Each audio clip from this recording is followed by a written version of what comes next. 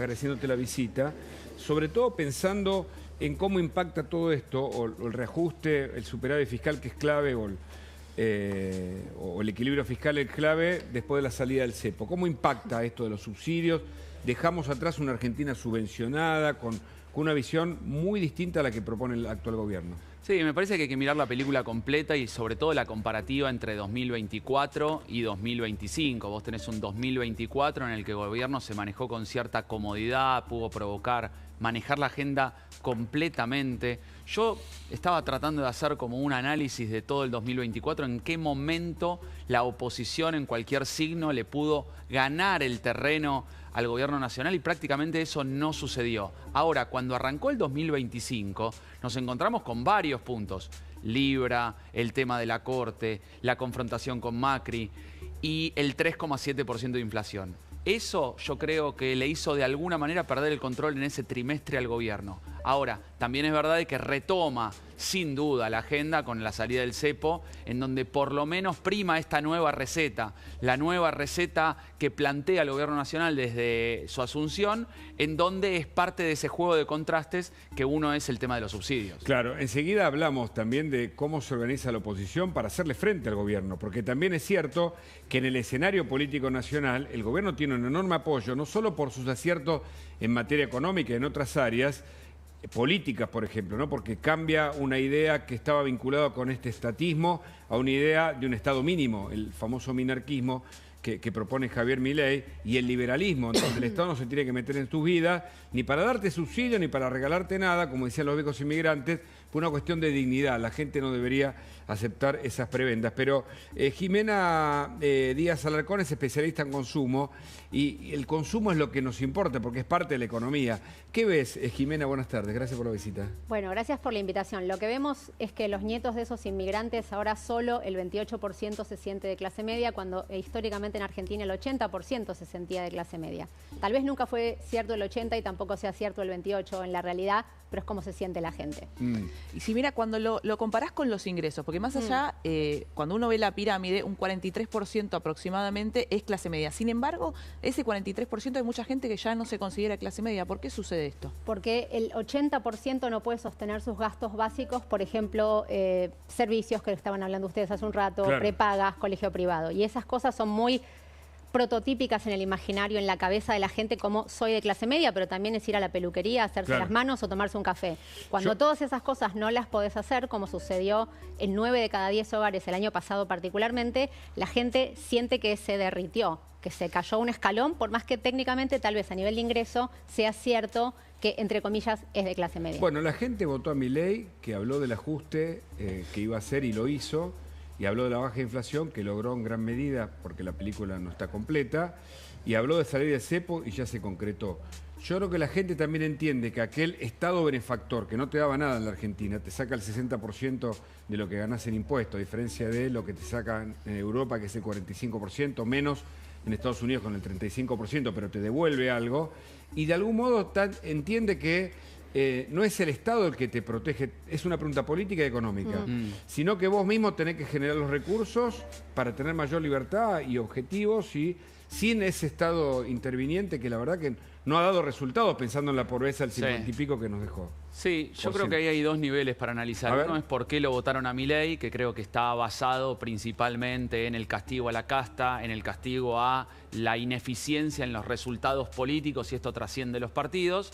Y por el otro lado, el cumplimiento del contrato central inicial de campaña de Milei, en el sentido de seguir atacando de alguna manera los privilegios políticos, reduciendo el Estado en algún sentido, pero por sobre todas las cosas cumpliendo algunas cuestiones centrales como ocuparse de la economía, mientras los gobiernos anteriores no lo hacían, ocuparse del orden público de alguna manera con este espíritu o con esa lógica de el ordenamiento general de la sociedad y la economía. Entonces vos tenés que la salida del cepo está en esa sintonía. Eso no quiere decir de que la tenga fácil Milei en adelante, en un momento electoral y donde hay cierto sufrimiento en muchos sectores y segmentos de la población. Por lo tanto, me parece que hay desafíos. ¿Es verdad que hay cumplimiento? Sí. pero también es verdad que hay muchos desafíos pendientes y mientras Milei pueda conducir la esperanza hacia adelante, va a tener mucho más resto, y mientras aparezcan las confrontaciones, los conflictos intrapartidarios, la cuestión electoralista y sobre todo los malos resultados económicos, 3,7 en inflación, y eso parece que va a sostenerse un par de meses, no serían las buenas noticias que espera el gobierno en un año electoral. Jimena. O Mariana, perdón. No, digo, a nivel de consumo lo que pasa con esto, más allá del dato objetivo, es cómo se siente la gente, y también la gente consume por dos factores, por cómo cree que se siente, y eso es totalmente subjetivo, y también por sus posibilidades de bolsillo.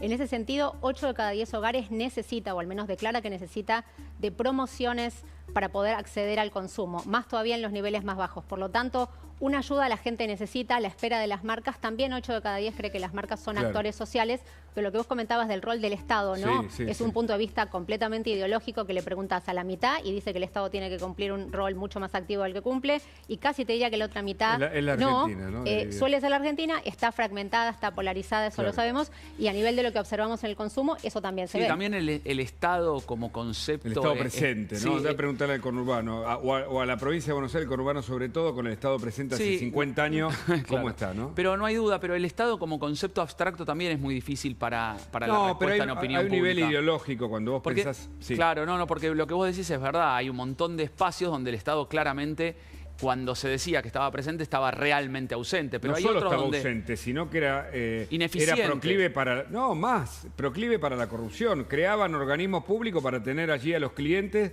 para que después te voten, ¿no? Yo creo que esa es la representación del Estado a la que Milei combate. Ahora, pero también es verdad que en el ser... Es que en la práctica lo vimos, perdóname. Sí, claro. Pero en la identidad nacional hay otra parte del Estado que quizás está más oculta, que tiene que ver con la salud, la educación, incluso con la seguridad, donde vos le preguntás, ¿pero te gustaría que haya un policía más en tu cuadro, que la fiscalía opere con más personal o tenga más recursos y que la educación siga siendo pública? Yo te aseguro que a nivel de identidad nacional vos tenés un 80% que te va a decir que sí. O sea que el Estado presente en ese sentido, quizá no como la pregunta, sino a partir de los productos concretos que entrega el Estado. Ahora, eso es muy diferente a que claramente en el conurbano bonaerense o en un montón de lugares de provincia donde se sufre la inseguridad, claramente lo que uno podría decir gobiernos vendieron como la presencia del Estado, por derecha y por izquierda, termina con una ineficiencia abrumadora que hace que decir, por favor, destruyan todo esto. Ahora, en la idea postmarxista, populista, digamos, sobre todo kirchnerista, es paradójico, porque la idea del Estado, que nace en realidad como primer elemento para cuidar a la aldea de esos pobladores, sociedad, comunidad, como quieras llamarla, en definitiva no ocurre. Fíjate la paradoja, es decir, en realidad, más bien, se pide que el delincuente acompañe al gobierno de turno en vez de combatirlo. Esa idea tergiversada es la que nos vendieron hasta acá. Por eso, a nivel de un Estado más chico, pero más preocupado por la seguridad, como para mí el que encabeza Patricia Bullrich, es un Estado mínimo, pero un Estado que se ocupa de aquello que es lo esencial en la ocupación o en las labores del Estado. Seguridad, salud y educación, ¿no? Pero vos querías decir algo, Mariana. Sí, quería que veamos la pirámide social que tenemos con respecto a los ingresos, porque es importante marcar nuevamente qué es lo que sucede con esta clase media baja, que es la que gana hasta 3.200.000 pesos por mes, el ingreso del hogar, y qué sucede, por qué esta clase media baja quizás ya se considera clase baja no pobre. ¿Cuáles son los consumos que tuvieron que rescindir, Jimena? No solamente la clase media baja, la clase media típica también. La clase media, ustedes saben que el Estado mide algunas cosas, el consumo mide otras de otra manera.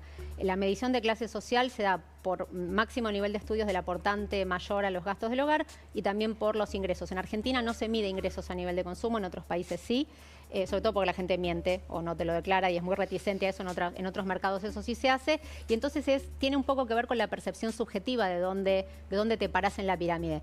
Lo que uno encuentra en todas las investigaciones, al menos también las que realizamos desde hace mucho en Universal, mi consultora, trabajando para distintas marcas, es que las personas de clase media, media baja y media típica, para considerarse a sí mismas de clase media, necesitan saber que pueden cubrir correctamente colegio y universidades de sus hijos, alimentos, que el porcentaje que gastan, que invierten en alimentos no sea, no sé, más del 30% de los ingresos del hogar, cosa que generalmente no pasa, poder pagar los servicios como corresponde, incluso con los incrementos. Y también hay algo muy subjetivo y muy muy sociológico también, que es esto de poder darse un gusto. Si no te puedes ir de vacaciones, no puedes ir a tomar un cortado con una amiga o un amigo, o hacer una pequeña salida, la gente siente que derrapó, la gente siente que se cayó. Entonces, específicamente, ¿y cómo tenés que hacer esto que siente la gente? Porque lo hacemos estos datos que le estoy contando vienen de una encuesta nacional que hicimos de 1.370 casos en todos los niveles socioeconómicos. 1.370. 1.370. Y ustedes preguntan esto de sentir como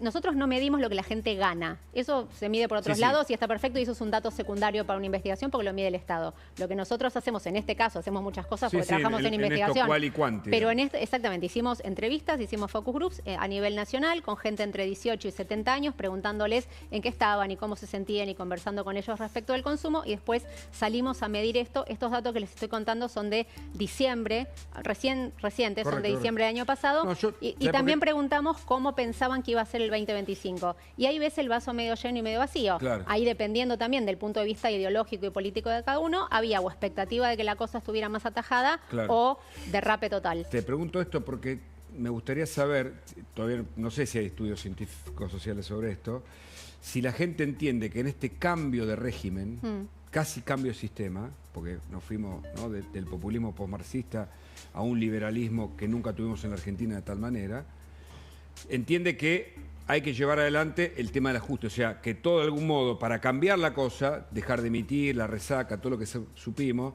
la generación de pobreza, etcétera, tiene que hacer el esfuerzo. Me da la impresión de que por ahora el apoyo que tiene el gobierno, no sé, te lo pregunto a vos, Gabriel, y después también Jimena, indica que en general la gente lo entiende, por eso todos nos ajustamos. Me lo pregunto, pero te lo pregunto. Me gusta tu abordaje. Yo creo que lo que la gente votó, busca mayoritariamente, fue un cambio de receta, sin duda, como un cambio de lógica. Y no hablo solamente de los últimos 4 años de Alberto, sino de los quizás de la última década. Entonces, un cambio de receta porque veníamos de cambio en cambio. No te olvides que de Cristina pasamos a Macri, Macri a Alberto, de Alberto a Milei. Pedía un cambio. En esa lógica de cambio, incluso, hago un paréntesis, los 3 candidatos proponían un cambio. Massa, Bullrich y Milei, los 3. Quizá era la gradualidad o el modo, digamos, ¿no?, del cambio, ¿no? Pero proponían decir, vamos por otro lado. Entonces, las personas apoyaron esa receta de cambio. Y mientras, y creo que el mayor mérito que tiene Milei, sobre todo en estos meses de gobierno, es el hecho de que conduce para un lado. Uno dice, con la receta liberal, libertaria, quizá, como vos decís, disruptiva, provocadora, pero que conduce. Y eso, por lo pronto, como es una narrativa distinta, hay algo como de la novedad, de una noticia distinta, por lo menos tiene la derecha y genera cierta esperanza hacia adelante, cosa de que antes no pasaba. ¿Jimena? Bueno, depende a quién le preguntes. Nuevamente, está bien. Vaso medio lleno, medio vacío. Que hay un ajuste, todo el mundo está de acuerdo. La mitad piensa que es un desastre, la mitad piensa que está muy bien. Todo el mundo registra que lo tiene que hacer, no tanto por lo que vos dijiste, que esté convencido y el ajuste y esta cosa un poco más abstracta, ni de la lectura política, ni siquiera de esto, sino que es lo que se prometió y en un sistema democrático es el que ganó y por lo tanto hay que adaptarse a eso. Habiendo dicho eso, también creo que es importante contarles que nosotros medimos en este último estudio lo que se llama el consumer mood, el ánimo de consumo. Correcto. Y lo que encontramos es que lo que bajó mucho fue la incertidumbre por esto de la conducción que vos decís. Pero ojo, conducción que algunos consideran nefasta y otros espectacular, depende a quién le preguntes, pero que hay mayor claridad, seguro hay mayor claridad, a algunos les parece mal y a otros les parece bien, y lo que se tranquilizó bastante en el ánimo fue esto de la incertidumbre, pero lo que sí subió mucho es el cansancio, porque también remar y remar y remar para tomarte un cortado cuesta. Abigail Oliverio está en la calle y nos cuenta si efectivamente a la gente le cuesta comprar la rosca de Pascuas.